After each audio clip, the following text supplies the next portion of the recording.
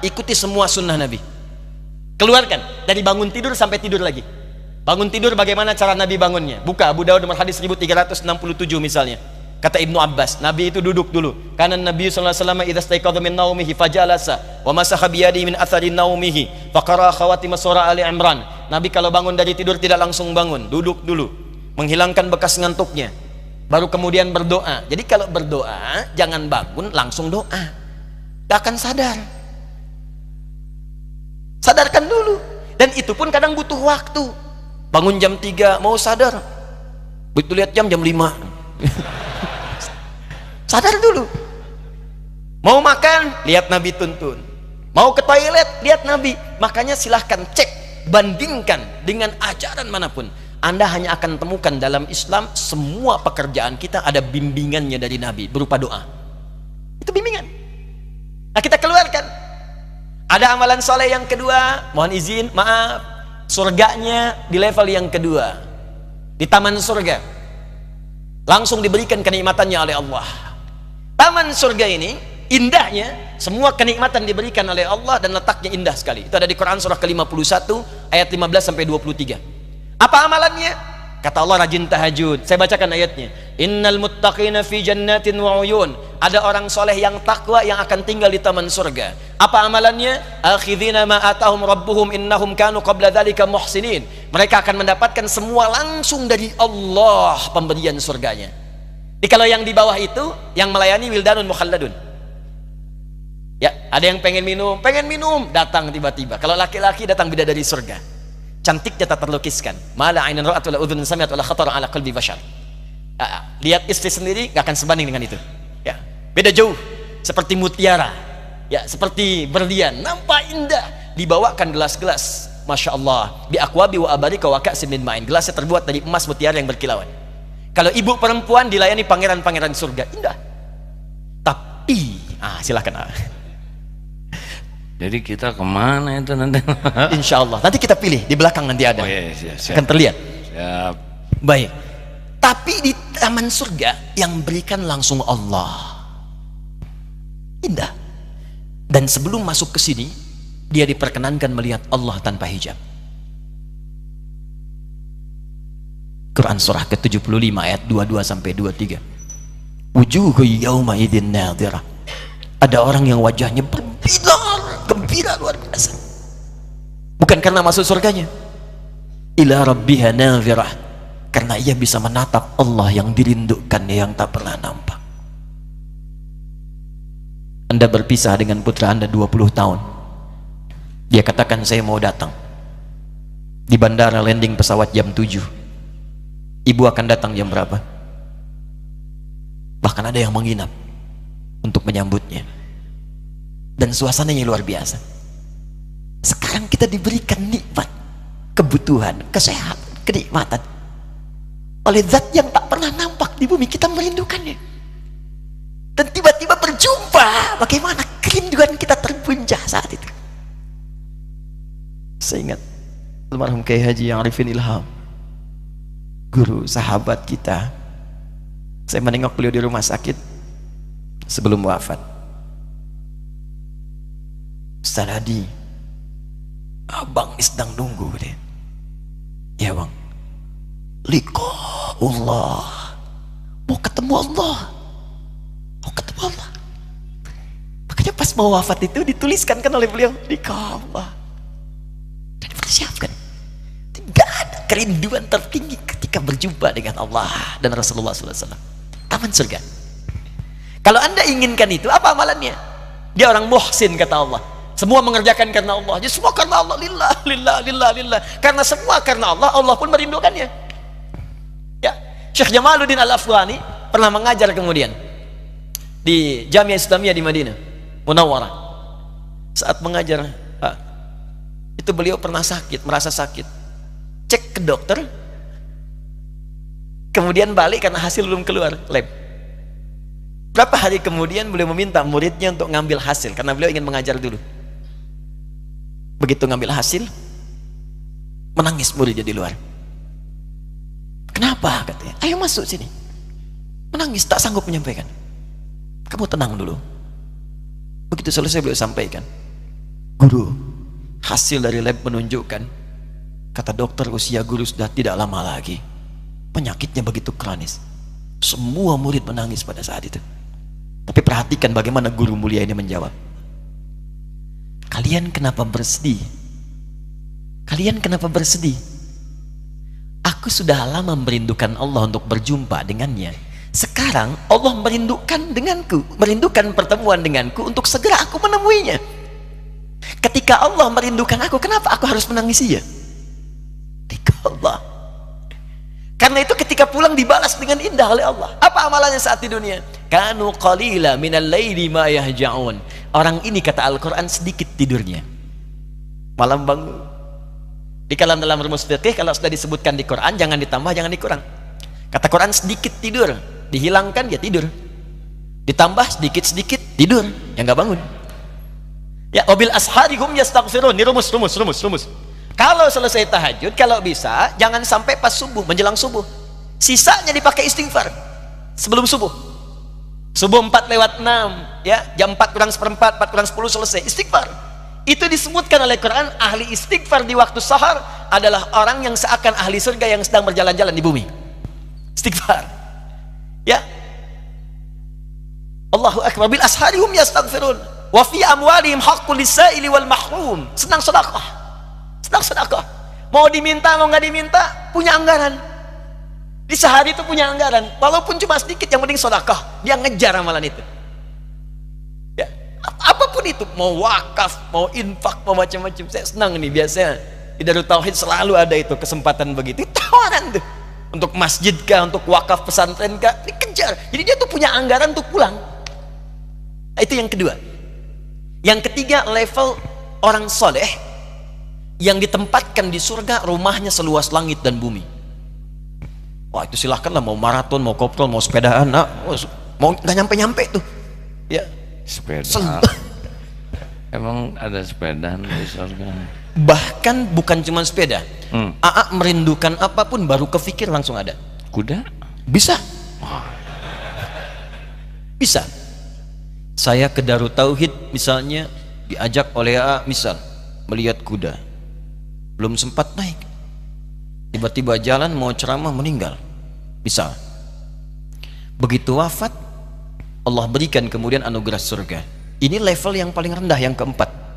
Misal saja, misal kata Allah yang keempat ini pun yang nggak disebutkan, itu kalau minta apapun. Al-Baqarah ayat 25, ya, kullama ruziqu minha min thamarat rizqan qalu hadzal ladzi ruziqna min qablu wa utubihi mutasyabiha. Tiba-tiba begitu masuk surga yang ini, ingat kepikiran pertama kali begitu wafat, kan belum naik kuda, masuk ke sini ingat, ya Allah, kuda kim celing, wa utubihi mutasyabiha, diberikan persis seperti yang terfikirkan di benaknya. Waduh. Ya Allah, tapi agimnya nggak ada, misalnya ajak pling, Ya, saya kan belum meninggal. ternyata di atas saya gitu. Bisa ada. Jadi ada level yang seluas langit dan bumi. Amalannya apa? Di Ali Imran ayat 133 sampai 134, paling kanan sebelah atas di mushaf. Itu dia rajin infak. Alladzina yunfiquna fis saraa. Pertama istighfar dulu. Wasari'u ila maghfiratin min rabbikum. Ayo cepat bergegas introspeksi diri, istighfar. Jalan ke sini istighfar, pulang dari sini jalan istighfar. Istighfar. Astagfirullah. Kan banyak salahnya. Mata berapa kali salah ayo dalam hari ini saja. Telinga berapa kali salah dengar, lisan berapa kali salah ucap. Jadi kalau merasa banyak salahnya, tutup dengan istighfar. Astagfirullah. Wa jannatin arduhas samawati wal ardu 'iddatil muttaqin. Dan aku siapkan bagi orang-orang tertentu surga seluas langit dan bumi, yaitu orang takwa dari kalangan orang soleh. Apa amalan solehnya? Alladzina yunfiquna fis sarai wad dharra. Gemar berinfak walaupun dia sedang terbatas, masih infak juga. Nggak punya pun masih merekomendasikan, coba datangi si fulan, mungkin dia bisa memberi. Wal kadhiminal ghaidha, ini yang beda, sanggup menahan amarah. Itu nggak mudah. Wal 'afina 'anil nas, bisa memaafkan kesalahan orang. Wallahu yuhibbul muhsinin, Allah senang dengan yang berbuat baik. Ja'far As-Shadiq itu menunggangi betul ayat ini, mengajarkan kepada pembantunya. Satu kali sedang ada tamu begini ya, pembantunya itu dulu tuh biasa orang bantu ulama, bukan untuk bantunya supaya dapat ilmunya. Saya waktu belajar dulu saya bawakan tasnya, guru saya, kitabnya. Cuma sambil bawa tas itu kita nanya, apa hukum ini, apa hukum ini. Alhamdulillah dapatnya banyak. Nah, ini jadi pembantunya masuk. Satu kali beliau bawa minuman, begitu sedang duduk dengan tamu, jatuh kemudian gelasnya, tumpah di jubahnya. Berubahlah wajahnya Ja'far itu. Sedangkan Allah Imam Ja'far itu termasuk yang lembut, cuma wajah berubah. Pembantunya cerdas. Apa kata pembantunya? Wal kadhiminal ghaidha. Dibacakan ayat tadi. Penduduk ahli surga bisa menahan amarah. Kata Ja'far, saya nggak marah. Tapi kan ada tamu, boleh jadi tamu pulang belum ngasih maaf. Diteruskan ayatnya, wal afina anin nas. Juga memaafkan kesalahan orang. Apa itu angka? Saya maafkan. Cuman saking cerdasnya tahu bahwa Ja'far itu punya anggaran setiap hari untuk sedekah minimal 1000 dirham. Di kantongnya selalu ada. Hal itu belum sedekah. Diteruskan ayatnya, wallahu yuhibbul muhsinin. Kata Ja'far, sudah jangan diteruskan lagi. Ini ambil, saya bebaskan kamu sekarang dari membantu saya. Udah pintar. Nah, jadi amal soleh itu banyak. Di antara amalan soleh yang terbentang, dibukalah pintu surga. Yang ahli puasa, pintunya Ar-Rayyan, pintu tahajud, ada pintu sedekah. Tapi ada satu pintu yang saat dibuka akan memasuki semua pintu-pintu itu. Itulah amal soleh yang bahkan disebutkan dari hadis Ibnu Majah nomor hadis 233, riwayat sahabat Abu Darda radhiyallahu taala anhu, adalah pintu para pewaris Nabi. Siapa mereka ini? Wa innal ulama'a warathatul anbiya wa innal anbiya'a lam yurithu dinaran wala dirhaman walakinnahum awrathul ilma fakhudhuhu bihadhin wafir. Sungguh para ulama itu adalah pewaris Nabi, dan sungguh para nabi itu tidak pernah mewariskan materi, dinar, dirham. Ini isyarat dalam Al-Quran, ulama yang benar itu ulama yang orientasinya bukan materi. Jadi saya sangat bahagia tadi cerita di awal, diarahkan. Allah ingin arahkan kepada yang lurus, baik. Kita semua, karena godaan gak mudah Pak Bu. Lebih tahu dan lebih banyak pengalaman dibanding kami. Banyak godaannya. Saya dari dulu guru saya sudah menyampaikan sebelum datang ke Indonesia. Dari godaan amplop di sini. Saya mengajar di Libya, Dan saya diangkat jadi Amir Khutbah usia 26 tahun. Kalau di sini ketua majelis ulama lah. Jadi saya berhak menentukan siapa yang khutbah di sana, dan semua yang khutbah mesti laporan dulu ke saya untuk bikin teks, saya periksa. Dan nggak ada kasih amplop di sana. Pemerintah yang berikan. Ya, pulang ke sini muncullah amplop. Itu yang repot. Makanya pertama kali Nabi diingatkan ketika beliau ditugaskan untuk berdakwah, jangan sampai orientasi materi, wala tamnun tastakfir. Jangan kamu ngasih untuk mendapat yang lebih banyak. Sekarang amplop aja istilahnya udah pakai istilah ilmu hadis. Kalau amplopnya tebal, bagus, ini sahih. Amplop tipis, dhaif. Tipis tapi banyak, sahih li ghairihi. Gak dikasih amplop maudhu'. Ada yang istilahnya air, datang kemana aja, itu airnya air hujan. Ya, tapi nggak bisa datang, cuman orang datang banyak, terbatas, itu airnya sumber air. Ya, nggak akan datang kalau nggak ngalir, itu seperti PDAM. Ya, kalau nggak dibayar nggak akan ngalir. Itu ada yang seperti itu dihindari. Maka yang pertama kata Nabi, kalimatnya ulama itu bagian dari amal soleh. Amal soleh dan tingkatnya tinggi karena mewarisi Nabi. Dan Nabi mewariskan pengetahuan. Karena itu di antara urutan orang-orang soleh tadi, tingkat tertingginya langsung di bawah kriteria para nabi itu ulama. Gak mungkin ada ulama kecuali soleh, karena urutan tingkat soleh nomor 1 itu ulama, jamak dari kata alim. Makanya ada riwayat mengatakan fadlul alim alal abid ka fadlil qamari ala sairil kawakib. Jikalau seorang sudah alim, punya ilmu, dan dia beribadah dengan ilmunya, dibanding orang soleh biasa yang cuma sholat, itu beda pahalanya tinggi. Pahalanya, pengen tahu pahalanya?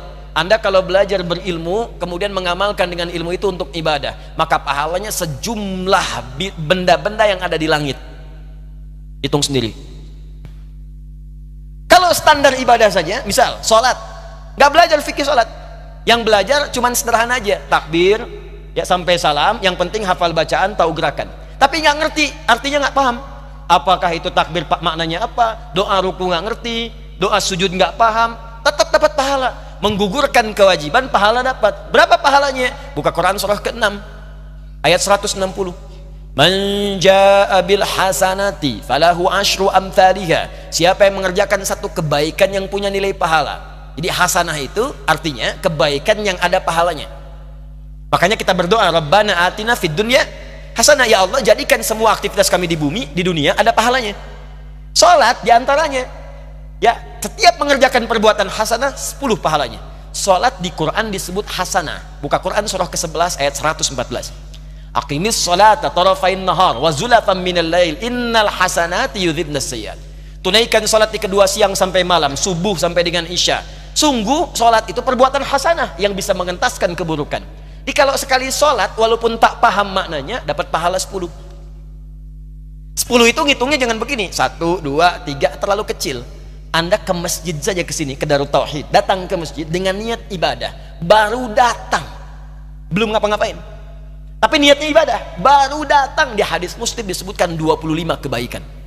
Jarak 1 ke 2 500 tahun, 2 ke 3 500 tahun, 3 ke 4 500 tahun. Jadi kalau ada orang sekali tadi sholat zuhur dapat 10, jarak 1 ke 2-nya 500 tahun, 2 ke 3 500 tahun. Dari sekali sholat dapat 5 abad. Kalau ada yang meninggalkan sholat, ruginya luar biasa. Ada orang nggak sholat, ruginya luar biasa. Tapi kalau ada orang dengan ilmunya kemudian dia sholat, dia belajar fikih, bagaimana cara takbir, oh begini caranya, angkat sejajar dengan bahu. Dari mana tahu? Ya dicari, oh ini Al-Bukhari riwayat Abu Hurairah nomor hadis 711, di Muslim hadis 1397, 397 diangkat begini, sejajar dengan bahu. Ada yang sejajar dengan daun telinga, ditemukan di An-Nasai, dicari sampai kisahnya. Apa maknanya ini? Oh maknanya begini, kalimatnya apa? Allahu Akbar. Lalu setelah paham dipraktikan. Itu pahalanya bedanya, itu kata Nabi sejumlah seluruh benda langit yang ada di langit, di semesta. Kalikan 10 tadi. Saking dihargai ya. Alim. Jadi ulama itu orang soleh tingkat tertinggi. Orang ulama pasti beribadah. Gak ada ulama yang gak ibadah. Silahkan cek. Ya, ketika disebutkan dalam Al-Quran surah Fatir, surah 35, ayat 7 sampai 28, kata Allah, saking khusyunya ulama ini, bahkan tidak ada yang paling khusyuk dalam ibadahnya setelah urutan para nabi kecuali ulama.